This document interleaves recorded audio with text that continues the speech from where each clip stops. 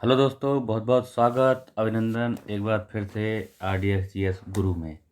दोस्तों, विश्व का भूगोल पढ़ रहे हैं। विश्व के भूगोल में एक नया चैप्टर आज शुरू करेंगे। क्या?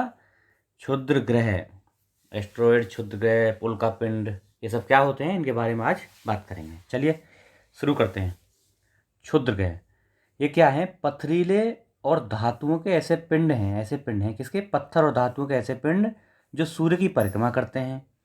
और ये अधिकांशतः बृहस्पति और मंगल, मैंने बताया था ना जब ग्रह पढ़ा रहे थे तभी बताया था कि बृहस्पति और मंगल की कक्षाओं के बीच में एक बेल्ट होती है, एस्टेरॉयड बेल्ट वो जिसको बोलते हैं, क्षुद्र ग्रह पेटी। तो वहीं ज़्यादातर ये पाए जाते हैं, अधिकांशतः वहाँ पाए जाते हैं।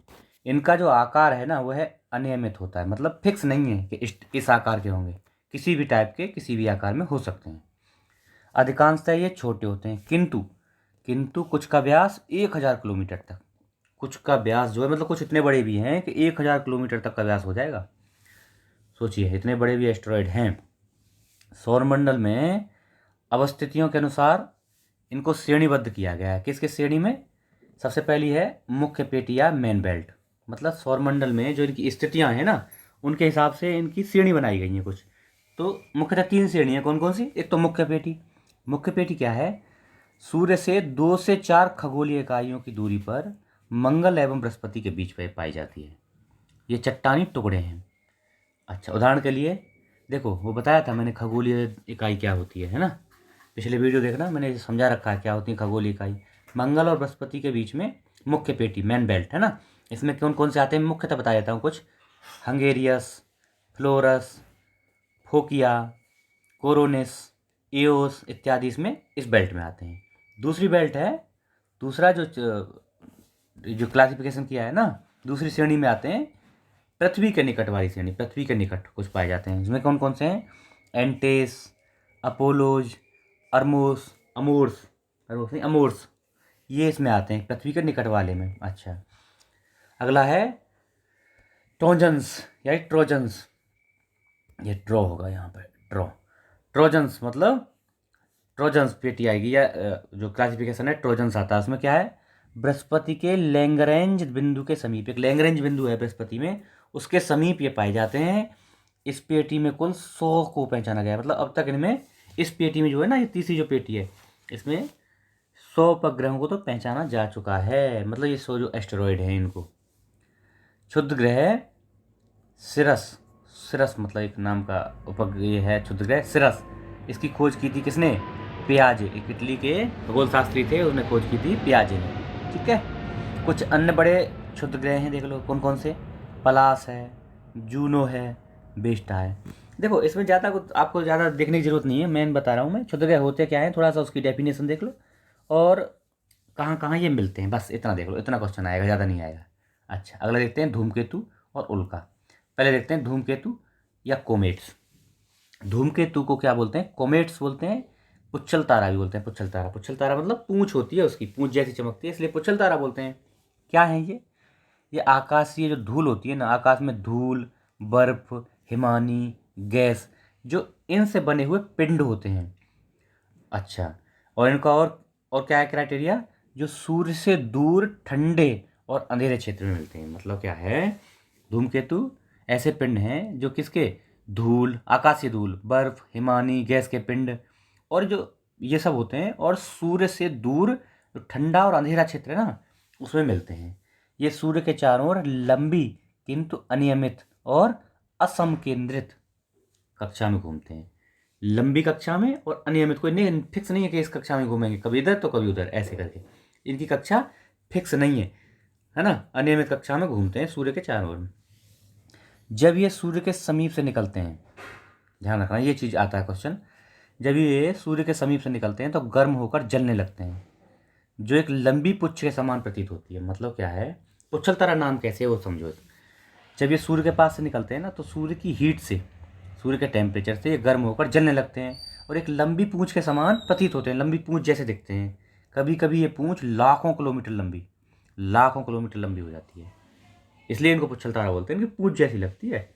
धूमकेतु के सामान्यतः 2 पूंछ होती हैं। धूमकेतु जो है, इसमें 2 तरह की पूंछ पाई जाती है। कौन सी? नंबर 1, धूल कणों से युक्त। एक तो धूल कणों से युक्त, दूसरी आयोनाइज्ड यानी विद्युत आवेशित। तो धूल कणों से युक्त क्या है, सूर्य से उत्पन्न हुई विकिरण, सूर्य में जो विकिरण होता है ना, जो विकिरण होता है सूर्य का, उससे उसके दबाव में बढ़ती है। मतलब ये क्या है, जो धूल कणों से युक्त पूंछ है वो सूर्य से उत्पन्न होने वाली विकिरण के दबाव में बढ़ती है। अगली है आयोनाइज्ड, दूसरे तरह की आयोनाइज्ड है।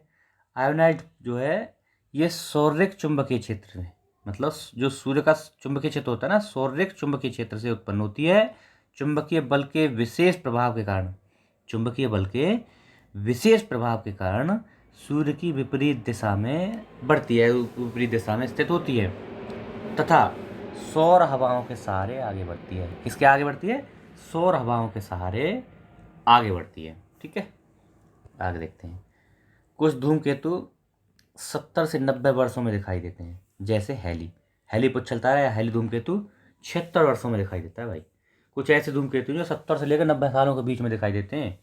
अच्छा, जैसे हैली पुच्छल तारा है, तो इसका क्वेश्चन आता है कि हैली पुच्छल तारा सामान्यतः कितने वर्षों में दिखाई देता है, तो कितने में, 76 वर्षों के बाद दिखाई देता है।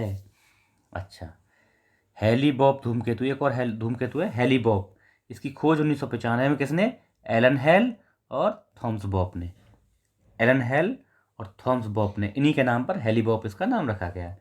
हैली से चमक के मामले में, अगर ये जो है ना, हैली से अगर इसकी चमक की तुलना करें तो 1000 गुना अधिक चमक, 1000 गुना अधिक चमक है इसमें हैली की अपेक्षा। किसमें, हेलबॉब में, हैलीबॉब में। ठीक है। अच्छा, दूसरा है सुमेकर लेवी 9। सुमेकर लेवी 9, इसकी खोज 1993 में किसने, यूगेन एवं कैरोलिन सुमेकर। यूगेन और ये दो सुमेकर हैं, कौन, यूगेन एवं कैरोलिन सुमेकर तथा डेविड लेवी, इन दोनों ने की। इन्हीं के नाम पर देखो, सुमेकर, इनसे सुमेकर ले लिया, यहाँ से लेवी ले लिया, तो सुमेकर लेवी 9 इसका नाम रख दिया गया। ठीक है, ये मोटी मोटी चीज़ें हैं। ये होते क्या हैं इनको समझना है बस, उल्टा। अब बात करते हैं मेट्योर की। क्षुद्रग्रह क्या होते हैं, धूमकेतु क्या होते हैं, पुच्छल तारे क्या हैं, उल्का क्या है, इन चीज़ों को समझना है बस। मेन चीज़ ये है, इनको समझ लो। क्वेश्चन ऐसे ही बनेगा, ये क्या है, बस उसका लिखा रहेगा डेफिनेशन, उसमें से पहचान लेना है ऑप्शन, इतना सा क्वेश्चन है। अच्छा, उल्का क्या है, अंतरिक्ष में तीव्र गति से घूमते और अत्यंत सूक्ष्म ब्रह्मांडीय कण हैं। मतलब अंतरिक्ष में बहुत तीव्र गति से घूम रहे हैं और अत्यंत सूक्ष्म, बहुत ज़्यादा सूक्ष्म ब्रह्मांडीय कण हैं, ब्रह्मांड में उपस्थित कण हैं। ये आकाश में प्रकाश की चमकती हुई लकीर, मतलब ऐसे लगता है कि जैसे प्रकाश की एक लकीर चमक रही है, उस तरह से ये प्रतीत होते हैं, दिखते हैं। इन्हें टूटने वाला तारा यानी शूटिंग स्टार या फॉलिंग स्टार, यानी ऐसे लगता है जैसे ये तारा कोई टूट के गिर रहा है, उस तरह से। तो इसलिए इन्हें, उल्का को क्या बोलते हैं, मीटियोर को टूटने वाला तारा, शूटिंग स्टार या फॉलिंग स्टार भी कहते हैं। अच्छा, पृथ्वी के वायुमंडल में प्रवेश करने पर क्या होता है, जब ये घूमते हैं तो जैसे वहाँ घूम रहे हैं ये उल्का, और जैसे ये पृथ्वी के वायुमंडल में प्रवेश करते हैं तो घर्षण से ये चमकने लगते हैं। मतलब क्या है, घर्षण के कारण ये चमकने लगते हैं। तब पृथ्वी पर पहुंचने से पूर्व भी सामान्यतः जलकर राख हो जाते हैं। मतलब जैसे ही पृथ्वी के वायुमंडल में ये आए तो ये क्या है, वायुमंडल में घर्षण के कारण ये चमकने लगते हैं और चमक के जल जाते हैं, जलने लगते हैं, और पृथ्वी पे पहुंचने से पहले ये जलकर राख हो जाते हैं, जल जाते हैं। मतलब देखो, वायुमंडल में इतना घर्षण हो जाता है। अच्छा, लेकिन कुछ पिंड जो हैं वायुमंडल के घर्षण से पूर्णतः नहीं जल पाते, जल नहीं पाते। कुछ ऐसे पिंड हैं जो वायुमंडल के घर्षण द्वारा पूर्णतः जल नहीं पाते और चट्टानों के रूप में पृथ्वी पर आ गिरते हैं, जिन्हें क्या कहते हैं, उल्का पिंड। नाम सुना होगा आपने कि फलानी जगह उल्का पिंड गिर गया, वहाँ पे उल्का पिंड गिर गया। तो क्या है ये, मतलब कुछ ये जो उल्का हैं ये कुछ जलते हैं और ख़त्म हो जाते हैं पृथ्वी के वायुमंडल में, लेकिन कुछ ऐसे हैं जो जल नहीं पाते, पूरी तरह से जल नहीं पाते और पृथ्वी पर आ गिरते हैं, उन्हीं को उल्का पिंड कहते हैं। ठीक है, तो ये दोस्तों, ये आज का लेक्चर था हमारा, आशा है आपको पसंद आएगा। आज यहीं समाप्त करेंगे। शेयर करते रहिए, चैनल को लाइक करिए, सब्सक्राइब करवाइए भाई, सब्सक्राइब करवाइए, सब्सक्राइब थोड़ा बढ़ाइए भाई, है ना। चलिए, आप तो जैसे करेंगे ही, कहने से बार बार मानेंगे नहीं। ठीक है, थैंक यू।